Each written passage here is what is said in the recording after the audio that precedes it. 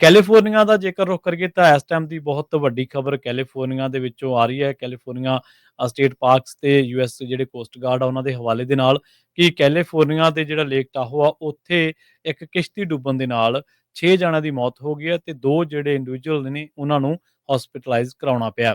ਐਲਡਰਾਡੋ County sheriff ਦੇ office ਦੇ ਵਿੱਚੋਂ ਜਿਹੜੀ ਇਹ ਜਾਣਕਾਰੀ ਮਿਲੀ ਹੈ ਕਿ 10 ਜਣਿਆਂ ਦੇ ਨਾਲ ਜਿਹੜੀ ਇਹ ਲੱਦੀ ਹੋਈ ਕਿਸ਼ਤੀ ਸੀਗੀ ਉਹ ਜਿਹੜੀ DL bliss park state park ਆ ਉੱਥੋਂ ਨੇੜਲੇ ਇਲਾਕਿਆਂ ਦੇ ਵਿੱਚ ਜਿਹੜੀ ਆ ਉਹ ਡੁੱਬ ਗਈ ਸੀਗੀ। ਦੱਸਿਆ ਜਾ ਰਿਹਾ ਕਿ ਅਚਾਨਕ ਹੀ ਜਿਹੜਾ ਪਾਣੀ ਦਾ ਪੱਧਰ ਆ ਉਹ ਵੱਧ ਗਿਆ ਸੀਗਾ ਤੇ ਲਹਿਰਾਂ ਜਿਹੜੀਆਂ ਉੱਠਣ ਲੱਗ ਪਈਆਂ ਸੀ ਜਿਹੜੀਆਂ ਕਿ 6 ਤੋਂ 8 ਫੁੱਟ ਉੱਚੀਆਂ ਸਨ।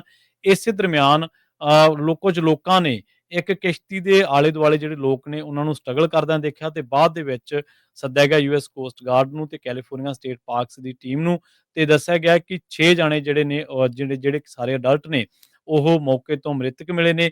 2 ਜਿਹੜੇ ਸਰਵਾਈਵਰਸ ਨੇ ਉਹਨਾਂ ਨੂੰ ਰੈਸਕਿਊ ਕੀਤਾ ਗਿਆ ਪਾਣੀਆਂ ਦੇ ਵਿੱਚੋਂ ਤੇ ਬਾਅਦ ਦੇ ਵਿੱਚ ਲੋਕਲ ਹਸਪੀਟਲ ਦੇ ਵਿੱਚ ਜਿਹੜਾ ਉਹਨਾਂ ਨੂੰ ਪਹੁੰਚਾਇਆ ਗਿਆ ਕੋਸਟ ਗਾਰਡ ਦੀ ਇੱਕ ਸਟੇਟਮੈਂਟ ਦੇ ਮੁਤਾਬਕ। ਸੈਕਰਾਮੈਂਟੋ ਬੀਚ ਜਿਹੜਾ ਉਹ ਰਿਪੋਰਟ ਕਰ ਰਿਹਾ ਕਿ ਅਚਾਨਕ ਹਵਾਵਾਂ ਦਾ ਤੇਜ਼ ਹੋਣਾ ਤੇ ਪਾਣੀਆਂ ਦੇ ਵਿੱਚ ਜਿਹੜੀ ਹਲਚਲ ਵਧਣੀ ਤੇ ਉਸ ਤੋਂ ਬਾਅਦ ਇਹ ਜਿਹੜੀ ਕਿਸ਼ਤੀ ਦੇ ਵਿੱਚ ਸਵਾਰ ਲੋਕ ਸੀਗੇ ਇਹ ਅੰਦਾਜ਼ਾ ਨਹੀਂ ਲਾ ਸਕੇ ਜਿਹਦੇ ਕਰਕੇ ਉਹਨਾਂ ਦੀ ਜਿਹੜੀ ਕਿਸ਼ਤੀ ਆ ਉਹ ਪਾਣੀਆਂ ਦੇ ਵਿੱਚ ਡਿੱਕ-ਡੋਲੇ ਖਾਣ ਲੱਗੀ ਤੇ ਅਖੀਰ ਉਹ ਡੁੱਬ ਗਈ ਤੇ ਜਿਹਦੇ ਵਿੱਚੋਂ ਇਹ ਲੋਕ ਜਿਹੜੇ ਕੁਛ ਕੁ ਛਾਲਾਂ ਮਾਰ ਗਏ ਪਰ ਕੁਛ ਕੁ ਉਹਦੇ ਨਾਲ ਜਦੋਂ ਟੇਢੀ ਹੋਈ ਤਾਂ ਨਾਲ ਹੀ ਡੁੱਬ ਗਏ ਜਿਹੜੇ ਬਾਹਰ ਨਿਕਲਣ ਦੇ ਵਿੱਚ ਅਸਮਰਥ ਰਹੇ। ਸੋ ਬੜੀ ਮੰਦਭਾਗੀ ਘਟਨਾ ਲੇਕ ਟਾਹੋ ਦੇ ਵਿੱਚ ਵਾਪਰੀ ਆ। 6 ਜਣਿਆਂ ਦੀਆਂ ਜਾਨਾਂ ਜਾ ਚੁੱਕੀਆਂ ਨੇ। 2 ਜਾਣੇ ਜਿਹੜੇ ਨੇ ਉਹ ਗੰਭੀਰ ਹਾਲਤ ਦੇ ਵਿੱਚ ਹਸਪਤਾਲ ਦੇ ਵਿੱਚ ਪਹੁੰਚਾਏ ਗਏ ਸਨ। ਜੀ।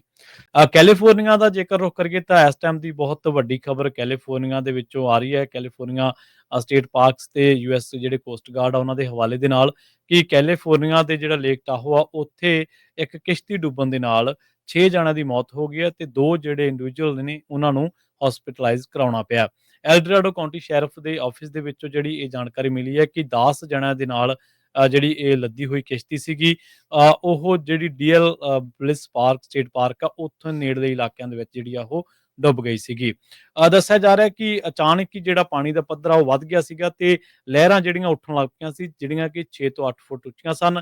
ਇਸੇ ਦਰਮਿਆਨ ਕੁਝ ਲੋਕਾਂ ਨੇ ਇੱਕ ਕਿਸ਼ਤੀ ਦੇ ਆਲੇ ਦੁਆਲੇ ਜਿਹੜੇ ਲੋਕ ਨੇ ਉਹਨਾਂ ਨੂੰ ਸਟਰਗਲ ਕਰਦਿਆਂ ਦੇਖਿਆ ਤੇ ਬਾਅਦ ਦੇ ਵਿੱਚ ਸੱਦਿਆ ਗਿਆ ਯੂਐਸ ਕੋਸਟ ਗਾਰਡ ਨੂੰ ਤੇ ਕੈਲੀਫੋਰਨੀਆ ਸਟੇਟ ਪਾਰਕਸ ਦੀ ਟੀਮ ਨੂੰ ਤੇ ਦੱਸਿਆ ਗਿਆ ਕਿ 6 ਜਾਣੇ ਜਿਹੜੇ ਨੇ ਜਿਹੜੇ ਜਿਹੜੇ ਸਾਰੇ ਅਡਲਟ ਨੇ ਉਹ ਮੌਕੇ ਤੋਂ ਮ੍ਰਿਤਕ ਮਿਲੇ ਨੇ। 2 ਜਿਹੜੇ ਸਰਵਾਈਵਰਸ ਨੇ ਉਹਨਾਂ ਨੂੰ ਰੈਸਕਿਊ ਕੀਤਾ ਗਿਆ ਪਾਣੀਆਂ ਦੇ ਵਿੱਚੋਂ ਤੇ ਬਾਅਦ ਦੇ ਵਿੱਚ ਲੋਕਲ ਹਸਪੀਟਲ ਦੇ ਵਿੱਚ ਜਿਹੜਾ ਉਹਨਾਂ ਨੂੰ ਪਹੁੰਚਾਇਆ ਗਿਆ ਕੋਸਟ ਗਾਰਡ ਦੀ ਇੱਕ ਸਟੇਟਮੈਂਟ ਦੇ ਮੁਤਾਬਕ।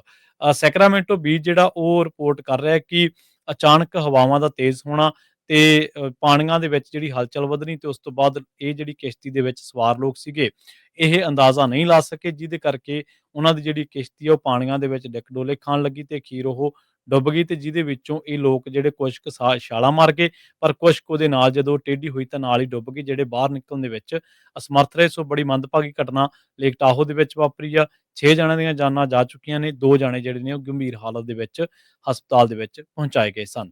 ਜੀ।